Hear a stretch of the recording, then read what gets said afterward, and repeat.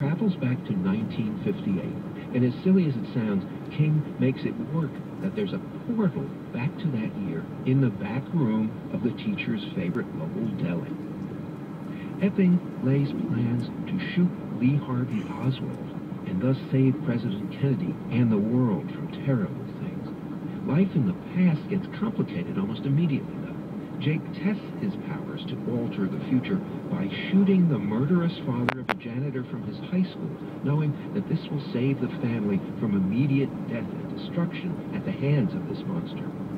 Jake then heads to Texas to prepare for 11/22/63, taking a job at a rural high school outside of Dallas. There he falls in love with southern small-town life, with his students, and with a new librarian named Sadie.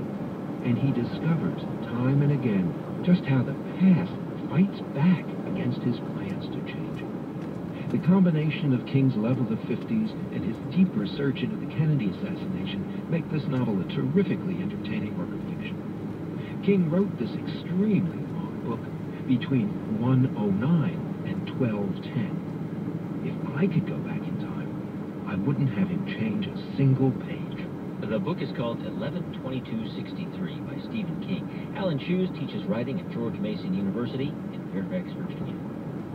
And you're listening to NPR's All Things Considered on Iowa Public Radio. Good afternoon, I'm Pat Blank, and we are in our 72-hour pledge overdrive. The first day, the first hour during All Things Considered. Give us a call, won't you? 800-971-8815 or pledge online, iowapublicradio.org.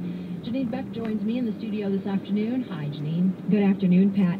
On this first day, we're really interested in having you, those of you who have listened and never pledged before, become a new member. You're so important to us. Become a new member. You can pledge at a lower level at just $25, and you qualify for a bonus gift this time. It is a surprise gift and one that's guaranteed to show your support for Iowa Public Radio. So pledge online at iowapublicradio.org or at 800-971-8815. My name is Sarah Thompson, and I always find something that I'm talking to my husband about that I heard on Iowa Public Radio. Hey, did you hear this? And we talk about it. We listen to the story, obviously, because we live in Story City, and so stories are important to us. I love Talk of Iowa. There's always something interesting that they are talking about or bringing up. There's always something from Iowa Public Radio.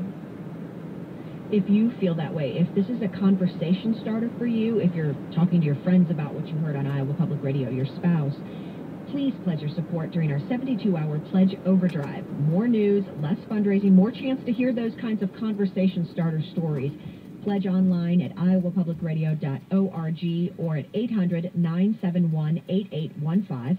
Join some of our friends who've pledged so far today: Sherry Hosek in Dubuque, Laura Van Sickle in Urbandale, Karen Wendt in Des Moines, who says she loves the Bean in Iowa series. Of course, that's the series with Rob Dillard talking about many of the minority groups in Iowa. If you've enjoyed that, let us know. 800-971-8815. If you pledge at the $10 a month or $120 level, backed by popular demand is the Iowa Public Radio T-shirt. It is charcoal gray. It sports the IPR logo in white, front and center. That is our thank you gift at the $120 level. Again, iowapublicradio.org or 800-971-8815. It seems that every day, when we open our eyes to find out what's happened in the world overnight, the story changes. Revolutions in the Middle East, a deadly earthquake in Japan. There's a reason you turn to NPR News to get the straight story unfiltered. We'll bring it to you, and we continue to rely on you to support it. It's a great relationship that has worked for 40 years. So thanks for doing your part for public radio. Thank you for your pledges of support, your calls, your emails.